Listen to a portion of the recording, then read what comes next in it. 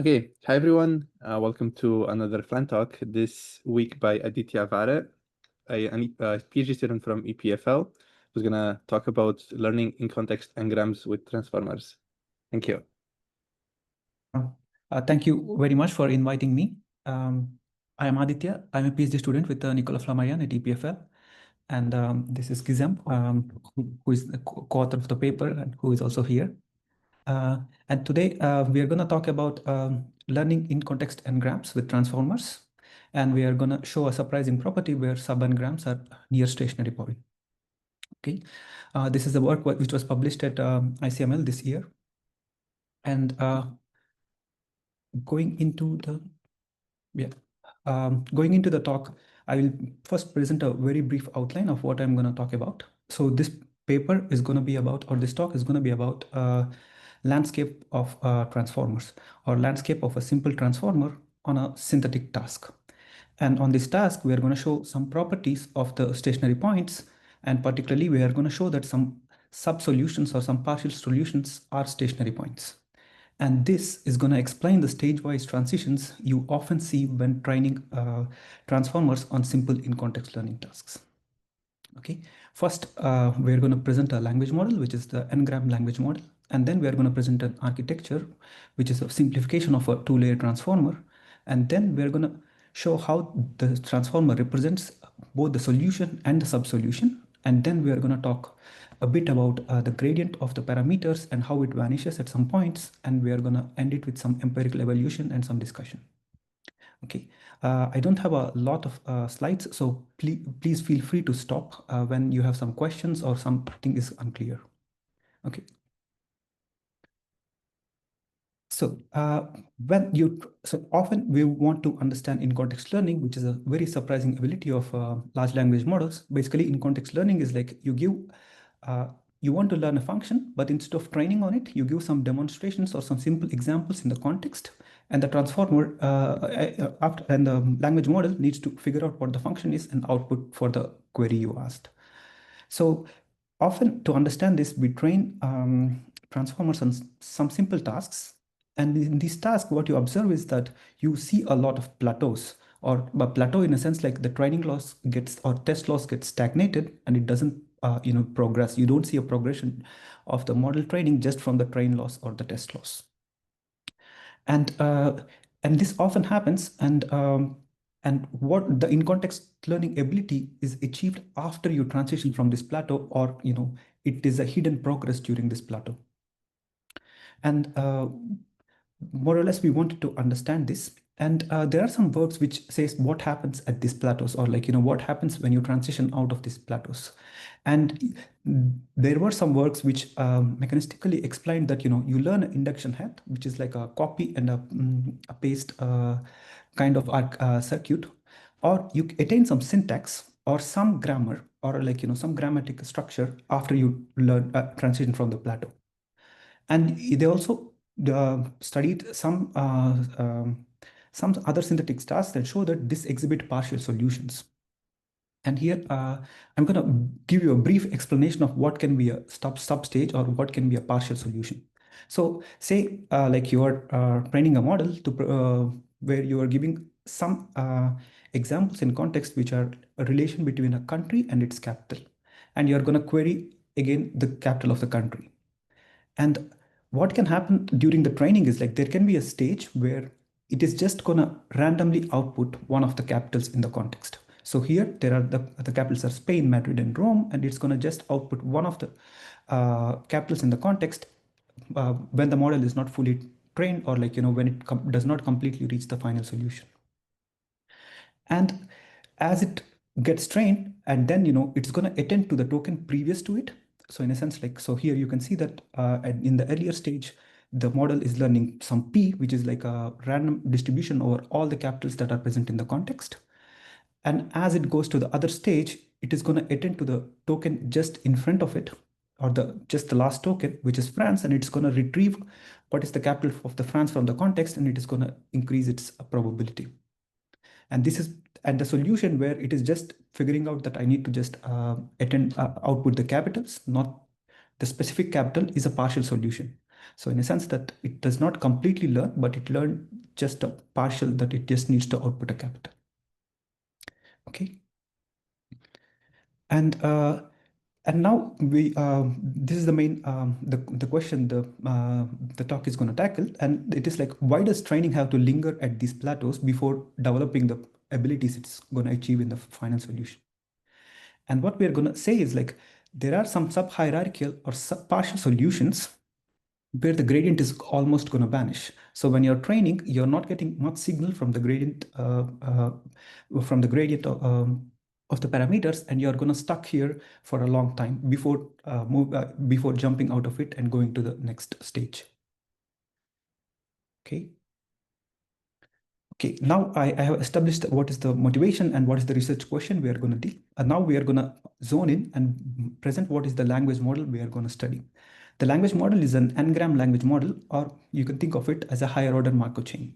So here I give an illustration of what is an order 1 Markov chain, which basically means that when I generate a sequence, my next token will just depend on, for order 1, will just depend on the previous token. For order 2 will depend on the previous 2 tokens. And similarly for order n minus 1 or an n-gram. So n-gram is an order n minus 1. So, so it depends on previous n minus 1 tokens. Okay, and this is the framework which is well studied, particularly because it is an effective mathematical tool to generate sequences. And when you're working with transformers, you want some data model which can generate sequences instead of just independent tokens.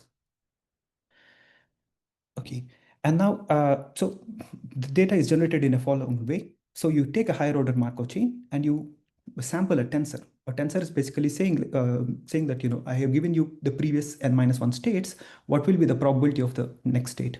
Basically, it is so if I note my states by S or the set from set of S, which is like 0 to S minus 1, and the tensor is going to take n minus 1, a tuple of n minus 1 states, and it's going to give a probability of the next state, which is on the simplex, which I denote here by delta of S.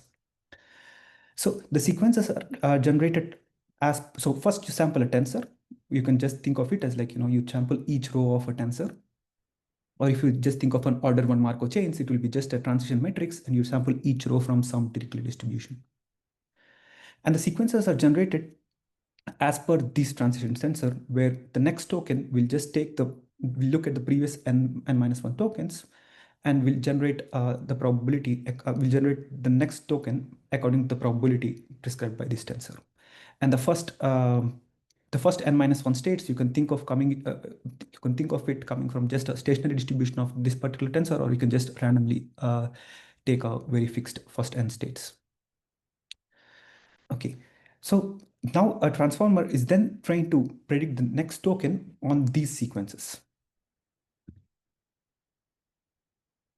And now we are going to look at how a transformer or how a model can figure out or to estimate what is the next token. So here I have given a sequence which is coming from order 2 Markov chain, in a sense that, so if I have two states which are 0 and 1, the next state 2 is sampled from a probability which is given by the tensor, Okay, so here I want to estimate what will be the probability of the next token. Sorry for that. So now the last two, so here you have to predict the probability of the next token, and you see that the last two states are 0 and 1. And what you do is like, you see in your context where these 0 and 1 states have appeared. And previously they have appeared 3 times. And what is the tokens that are following that are 2, 2, and 0. So then you output that, output either 0, 1 out of 3 times, or 2 out of 3 times. So this is what is a maximum likelihood estimator. Basically what it does is it matches the history of the last token, which the history here means like the previous set of n minus 1 tokens, and then computes the frequency of the following token. Here it matches 0 and 1 in your context, and it computes the frequency of the following token. And this is the maximum likelihood estimator. And if you want to look at a min-max estimator, or from a statistical perspective, you just need to add alpha to all your, you have to add alpha to your frequencies, and then you get a min-max optimal estimate for estimating Markov chains. Okay, and so what do I mean by sub n-grams here? So note that your sequences are coming from an order 2 Markov chain. But here what we do is like instead of, here the partial solution would is like, instead of matching two of the previous one, here it just matches one of the previous token. So here the last two tokens are 0 and 1, but the partial solution just matches 1, and then it outputs a different uh, it outputs a different probability of the next token, which is like it outputs 3 out of 4 for 2 and 1 out of 4 for 0. And this is why it's a partial estimate and it's not the original estimate. And asymptotically, you can show that when your sequence length is large, this is gonna, this counting estimator or this maximum likelihood estimator is gonna converge to your true ground truth tensor you're generating this sequence from. Okay. And now, and this is like so the previous paper which studied estimating this Markov chains or estimating this n-grams has shown that you have a stage-wise dynamics in this model. And this is where we inspire from to study the landscape properties of this task. And basically they say that, as you transition through the stages, you add one syntactic structure, in a sense, like initially you just are at a uniform distribution, and then you go to the unigram model, and then a bigram model where you just attend to the previous token, and finally if your ground truth is trigram, then you try to attend to the previous two tokens, where in a sense like you're adding a syntactic edge to your previous two tokens. So at each, after transitioning from each plateau, you add one of the syntactic edges. Okay, and this is like the data model we wanted to study. And now we want to establish the problem, like in a sense, like a loss function on this data. So we consider a decoder only transformer. Basically means we given a sequence of inputs, and it predicts the probability of the next token, and we assume that or we denote that the model is parameterized by the parameters theta, and p theta is the function that is computed by your transformer. And then we denote S to be the vocabulary size, and set of S to be the set of states your vocabulary is coming from. And just for convenience, we denote xt to be the sequence x1 from xt. And to denote a subsequence, we use x to the subscript t2 to the superscript t2 to subscript t1, which means that you're generating this notates the subsequence which are starting from t1 and ending at t2. And we, for convenience, we denote minus I token of the sequence corresponds to the token xt minus 1, just counting from the end. Okay, so here we work with sequences of length t, and we denote it by s to the power t. And we denote S star to be the clean closure, which is like the union of all your sequences. Okay, so given a sequence length and given a ground truth next token probability, the cross entropy loss is just like you take the log probability and you compute the you take the log of the probability at the next token, and this is the loss function, and here this is the cross entropy loss function. And just because we are considering an in-context task, we have nested expectations. So we have an expectation over the tasks or the transition tensors that are coming from a distribution, and then the sequences coming from this distribution. And this is how we denote our loss function. And again, for convenience, we are just considering a loss function for sequences for a fixed length t, and we are not averaging it over the entire length. Okay, and now, okay, so now the main challenge of the paper tackles is like it has to describe, so in a sense, it has to describe how a cross-entropic loss can vanish at a sub level or at a partial solution. And this is what we try to do here. So first, what we do is like we compute the gradient of the cross-entropy loss function. So the gradient of the cross-entropy loss function can be very nicely written as so here p tau is the ground truth for a particular context, and it can be written as the difference between the probability computed by your model and ground truth, and the score function, which is like the derivative of your logits. And now we want to give, so how we do is like we want to give a condition where the cross entropy vanishes.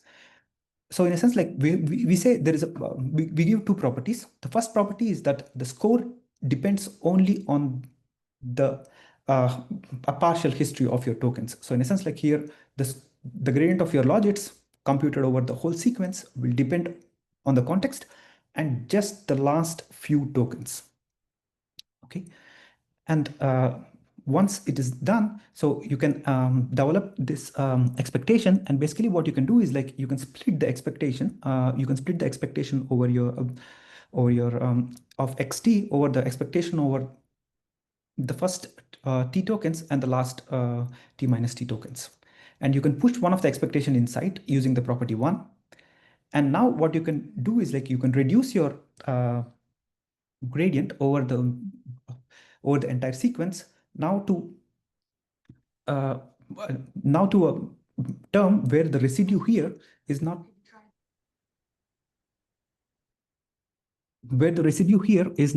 the residue over the probability over the entire sequence, or like the conditional over the entire sequence, but here the conditional is just over the last few tokens.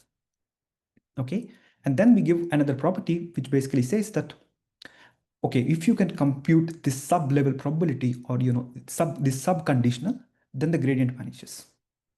Okay, just to recap this a bit. So the main challenge is like we do not know uh, how stationary points, or we do not have a characterization, even a sufficient condition to characterize the stationary points on a cross entropy loss over sequences.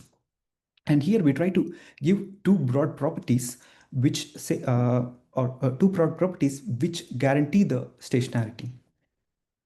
So the first property is that your score or your gradient of your logits will only depend on a partial sequence rather than the whole sequence. Okay, and basically what this does is like this. So using the towering property of expectation, what you can do is like you can rewrite your gradient where the residue is not the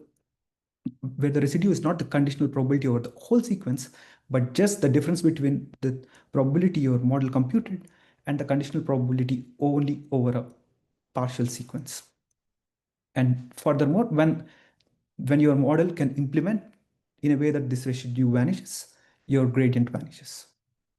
Okay, so now the flow would be like, now we present our transformer architecture, which is a bit simplified from the general transformer architecture, and we show how transformer, particularly transformer with softmax, can satisfy these conditions very naturally. And this is why the gradients vanishes at the solution where you only depend on a partial set of tokens instead of the full set of tokens.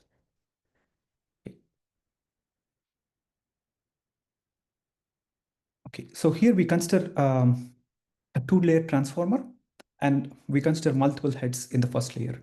Particularly, we consider n-1 heads. There can be more than n-1 heads in the first layer, and then and the second layer just has one head.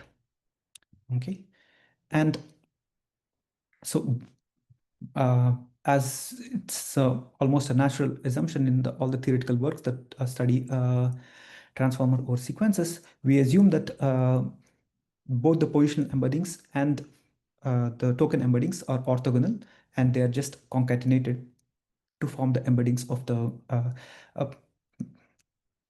of the token. And yeah, and just for convenience, we denote S of xi as just the semantic part of the embeddings and pi as the position part of the embeddings. Okay, and then we just show how the forward pass of the first attention layer looks like. For a head H, basically it's just a standard transformer head where you compute the attention scores here with a causal mask uh, over your previous tokens, and then you aggregate them by just rotating with the value matrix. Okay, and here we want to say that we use there is causal masking and max in the transformer, and we don't linearize the attention. Okay, and this is a bit of a change from the standard thing where instead of adding all our attention heads to the skip connection, what we do is like we concatenate all the skip connection and the output of the heads. And basically what this does is like it blows up the dimension of the first layer, but it still gives us some nice properties where you can it distantangles all the heads, and you can see what what the embeddings of the head are doing in the next layer. Okay, and then and the second attention layer is again with the attention layer with single head, and with both query and key matrices in the attention with a softmax and a causal masking. But for simplification, what we do is like we fix a value matrix so that it really selects a particular part of the first token embeddings to output. And what this does is like it simplifies the model for analysis. It makes it convenient, and also each row now will be a probability vector, and you don't need to use one more softmax towards the end, and you can just output the last row as the probability of the next token. So finally, we have a uh, query, key, and value matrices for each head in the first layer, and the query and key matrices for the second layer, and this constitutes our whole set of parameters. And the model outputs the probability p theta. Okay. Okay, so now we will discuss how this model can represent an n-gram. How this model can represent an n-gram. And particularly what the first layer does is like computes the history, or computes the n-1 history. So here, if you consider an order 2 Markov chain or a trigram, so it needs to compute both the previous token and the -2 token. And basically there are two heads which compute. So the first head is computing the -1 token, and the second head is computing the -2 token, and which is given, which is illustrated here, where the xt token is 1 and the previous tokens are 0 and 2, and the output after the first layer will be 0, 2, and 1 concatenated to each other. And this is achieved by choosing a particular configuration of a query and key matrices and a value matrix.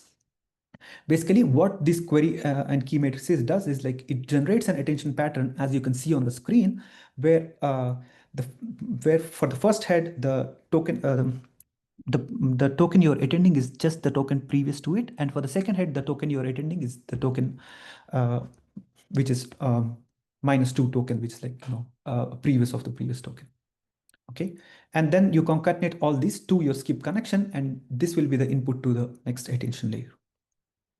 Okay, and what is important to know here is like there is a scaling factor C, which is basically like since to attend to just one particular token, you have to take an asymptotics where you have to take C to infinity, such that your softmax will be an hard max, and you can just attend to one token.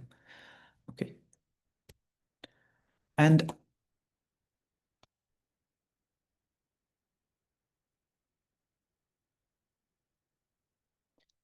just taking a question on the chat.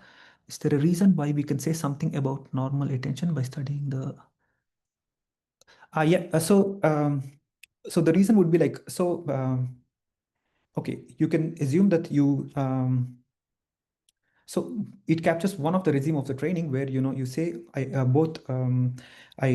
sample both my embeddings, both query and position embeddings at random.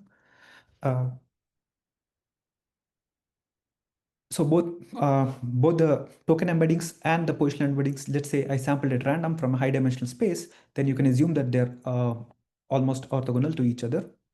And this gives a bit of an intuition of, at least for some part of the training, they stay random. And we did train, I mean, we don't, okay, this is the theoretical intuition to study an orthogonal initialization or the orthogonal fixing. But we did train some transformers. Uh,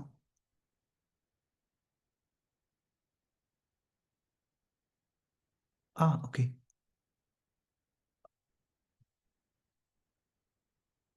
Okay, so, sorry for I read the question wrong. I think it's why you are concatenating. Okay, concatenating is just for simplification for the forward pass.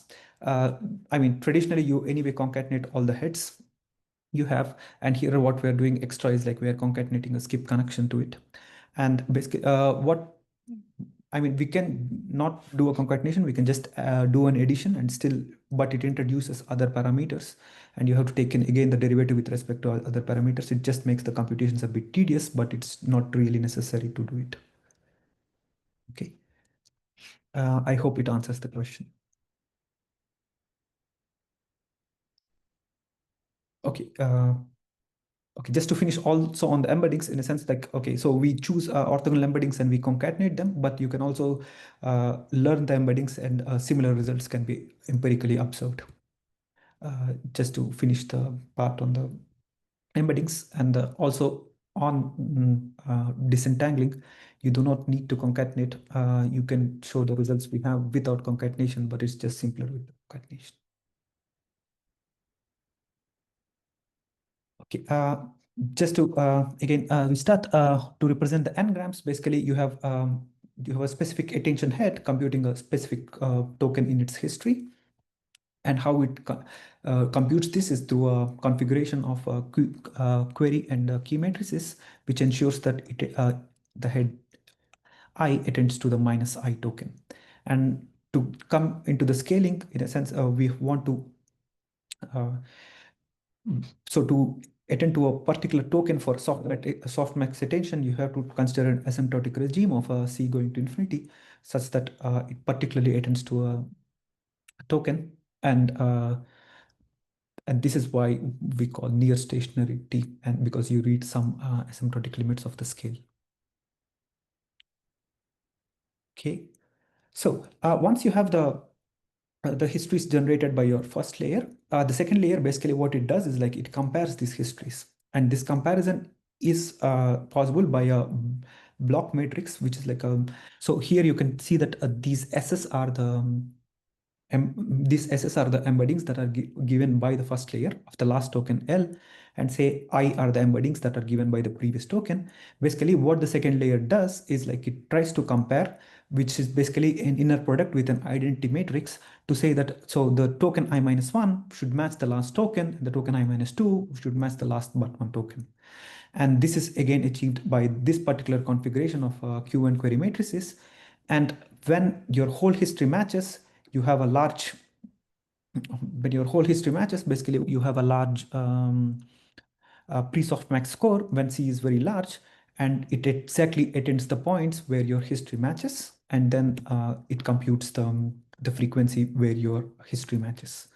Okay, now I gave you a final construction, or in a sense like I gave you a final solution the transformer learns. And now we have to look at what is the partial solutions that the transformer can represent, and what structural changes or what parameter configuration changes you need to do inside your transformer such that it represents this solution. Okay. So just to conclude, this is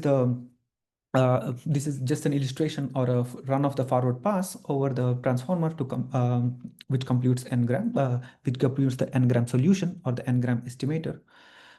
So here, as you can see, it concatenates the history or minus one and minus two history. For example, for the last token 1, it computes the history 0 to 1, and previously it computes all the histories in its embeddings previously. And what the second layer does is like it matches these histories with the history of the last token, and then wherever these histories are matching, it wherever these histories are matching, it aggregates the final the skip connections, or it aggregates these particular tokens. Here it is like aggregating 0 and 1. And now we'll take a look at the partial solution. Okay. So when you're representing a partial solution, basically what happens in this transformer architecture is like there will be some active heads and there will be some dormant heads.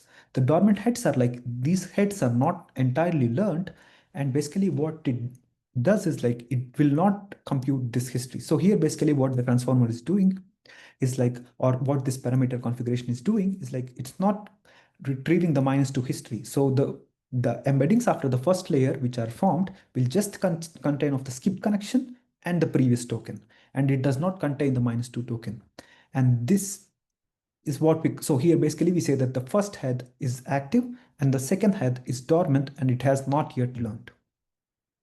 Okay, and this can be achieved, or this particular configuration can be achieved by setting your parameters in this particular way, where for a general k, the first k-1 heads will be activated, then the other heads will be dormant and will not write anything to the embeddings. Okay. And this, in the second layer, a similar thing happens where you are now just matching the partial histories and not the complete histories. Yeah. And basically what you're doing now is like you're implementing a partial solution, as we have discussed earlier, in a sense like you're just computing the previous token and not the previous two tokens.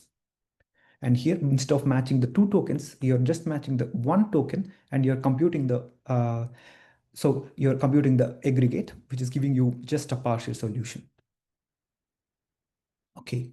And now what we say is like, we say that the gradient at these partial solutions, so here theta star k is the partial solution where it just matches the previous k-1 tokens instead of matching the previous k tokens. And we say that for this entangled transformer, at this parameter configuration, the gradient norm of the loss has two terms. The first term is basically the difference between your MLE and your ground truth, which vanishes at a rate exponential in your token, in your sequence length t. The second one, as I have mentioned earlier, in a sense like for exact representation, you have to take your parameter norms to infinity. And if you are not taken the parameter norms to infinity, you will have a residual term which is exponential in your parameter norm. And in a limit where you take c and t both together to infinity, you have your gradient norms vanish. This is just an artifact of our the construction we have chosen. We can even disentangle the c and t, and we can take limits in whatever order you want. Okay. Just to mention, so here we are only considering loss function for a particular size, for particular sequence length t, and we are not averaging over all our sequence length. In a sense, we can say that, you know, the gradients of longer sequences tend to vanish faster when you're training with the average than the gradients of the smaller sequences. Okay. Now, having established, having given you the result, now I want to give you a brief proof sketch. In particular, I have presented you previously two properties uh, by which you can make the uh, gradient to zero, or you can give a proof that some point will be a stationary point. But what you can now what I'm going to talk about is like how these parameter configurations very naturally can implement these conditions, and why these conditions can be a bit more natural for any sub solutions. So just to start with, we will just consider a forward pass of an attention head, and we will try to see what are the gradients of this forward pass. So here you have K, Q, and V as the key query and value matrices, and you just take a forward pass of one head, and you compute the derivatives of the output embedding with respect to K, Q, V, and also the input embedding. Okay, so the surprising aspect, or the nice aspect here, is that your gradients are also weighted by your attention scores. So if you take the gradient with respect to V, see that the gradient is weighted. So the embedding Qi contributes to the gradient through the attention score. In a sense, like if there is a component where your attention score is vanishing, or there is a token where your attention score is vanishing, that will also vanish in the gradient. And this should, you know, remind you of the property saying like, you know, we only compute the model at few tokens, and the gradient is also only dependent on few tokens. Okay, I will come to this in a bit. So here again, on this token on the sequence at a sub solution, so we just denote MKT as a set where you just match your partial history. So here it will be the set where you match -1 history. So this will be the set containing 0, 2, 1, and 2 again. So it will be all the sequences all the tokens you average at the end. And now you take the gradient of the second layer parameters and the first layer embeddings. And basically what you can see is like you have this attention score A2, attention score of the layer 2 between the tokens I and T. Your gradient is weighted by this, and outside this set MTK, what happens is like your gradient vanishes. And this is particularly because softmax has this property of self-bounding, in a sense like if you take a gradient of softmax with respect to any of its parameters, it will be proportional to the softmax itself. So in a sense like when your softmax has a very low weight on one of the tokens, it means the gradient also has very low weight on these tokens. And when this vanishes asymptotically, the gradient also vanishes. So in a sense that the gradient will only be supported at the tokens where the history matches for the second layer. Okay, now you can extend this argument. And you can take any gradient with respect to the parameters of the second layer and the first layer. And basically what you can say is like the gradients will not depend on all the tokens, but it will only be supported at the tokens where the history matches. Okay. And what further you can say is like the gradient with respect to the input embeddings or the input embeddings of the second layer or the embeddings of the first layer, the output embeddings of the first layer will exclusively only depend on your k-1 history of your token I. And then you can change this argument to say that now the derivative will only depend on the k-1 history of token I. And finally, it will only be supported where your history matches. So the derivative will finally be only depend on k-1 history of the token t+1 or the next token. Okay. And this very naturally tells you why these properties hold. In a sense, like if your model is only aggregating, or if the model is only aggregating on the tokens where your support matches, then you can take the gradient of this model. And since softmax has this nice property, so the gradient will also be only supported on the partial sequence. And through this, the softmax, the gradient of the loss function or the gradient of the population loss vanishes. Okay. And this explains the result. So just to comment on the generality of the proof, in a sense, like, so I gave you one solution of how transformers learn this n-grams, but you can also add multiple components to your transformer architectures like layer norms or MLPs, and you can show that there are efficient representations, in a sense that you don't really need n heads, or like you don't really need more than 2 layers to compute this. And even for these constructions, the proof technique generally holds, in a sense that in most of the constructions, what they present is like, your first layer computes some representation of your history, and the second layer computes, compares and aggregates after comparing this. So the propagation of the gradient still happens in a similar fashion, and it will only supported where the history matches. And through this, you can retrieve that, the transformer will satisfy the properties I mentioned. And this is how you will see the stationarity as well. Okay. And with this, I presented the main result and a brief sketch of its proof. And now I will talk about some empirical results. So here, this is like the gradient norms and the loss for the transformer trained on a trigram or a order 2 Markov chain. And you can see 2 plateaus. The second plateau is very clearly visible, but the first plateau is very short. And you can clearly see that, the gradient norm sort of dips first, going very close to 0, and then it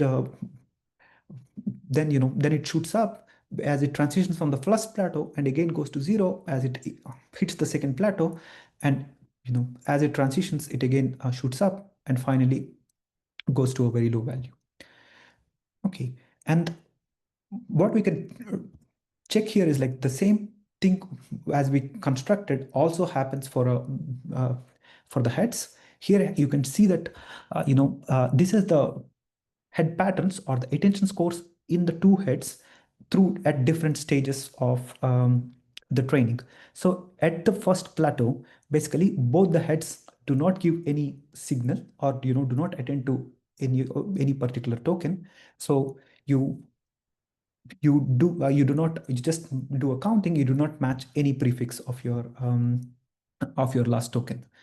And at the intermediate stage, both the heads attend to a -1 token, and you aggregate the solution. You aggregate after matching the -1 token. As you can see here, you can see that both the heads are attending to the -1 token, and you plateau because for this particular configuration, the gradient vanishes, and you plateau here for a long time. And while you're plateauing and transitioning out of this plateau, the second head then moves on and attends the -2 token, as you can see here, and finally converges to the solution. Finally converges to the optimal solution. And here we just to confirm, we train on very short sequences to validate that the near stationarity which we showed in asymptotic regime also gives some insights in the non-asymptotic regime, or in a regime of short sequence length.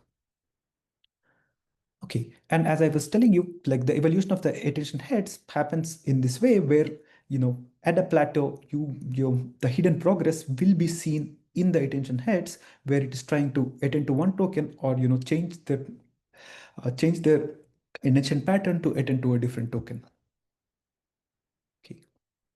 And just for the completion, because we do not have any MLP layers or layer norms in our architecture, you can do the same experiment with adding everything and even learning the token embeddings and position embeddings. Again, you can see the similar phase-wise, stage-wise dynamics, where your gradient is dipping, going close to 0, then shooting up, and again falling down. Okay.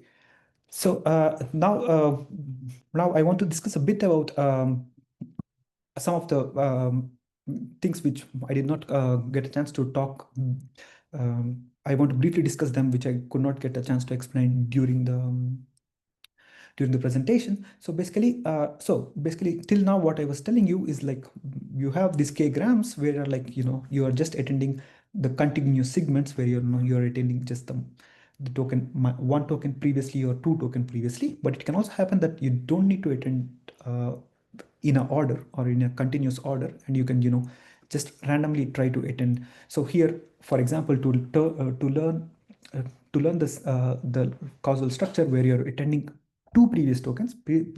At the first stage, you can learn to attend the -2 token instead of the -1 token, and then you can finally attend both -2 and -1 token. And through our analysis, we can also say that such points are also stationary points, in a sense, like you don't really need a continuous continuous k-gram structure. You can also show it for non-continuous k-grams, but with a small caveat that we have some restrictions on what is the sequence length you choose.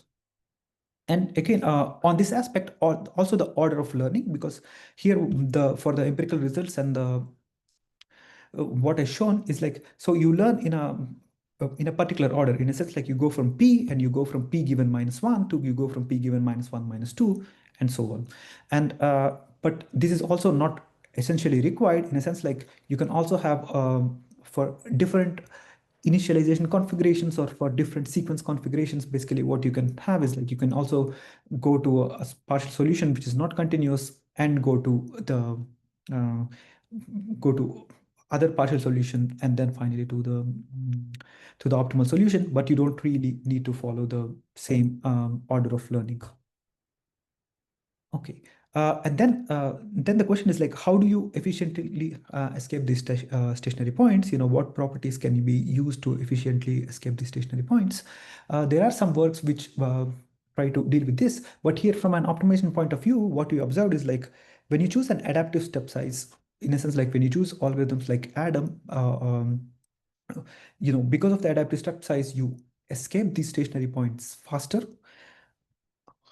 And we observe that similarly, if you're doing experiments without an adaptive step size like STD or STD with momentum, you're going to get there stuck for a long time. And this can be, one of the this might be one of the advantages of adaptive step size, because there are these stationary points, and you want to escape them. And again, as discussed previously, so there is this hidden progress during the plateaus, which is basically like, in the first layer, uh, which is very evident in the first layer of your transformer, where the heads are changing their attention patterns and trying to, move from one attention pattern to another. And this is the hidden progress that's happening in the plateaus, where they're slowly aggregating these gradient terms to move away from it. And finally, uh, exponentially, they jump to this pattern, and this is why you see a very sudden transition. And here, what we did is, like, we just gave just some a snapshot of a landscape. We just gave some sufficient conditions where your gradients can vanish, and we just showed that there exists some stationary points. We don't even say that, these are the only stationary points that exist for this transformer. And there's also no reason, particularly, that the transformer goes through, when you're training, your training goes through these stationary points.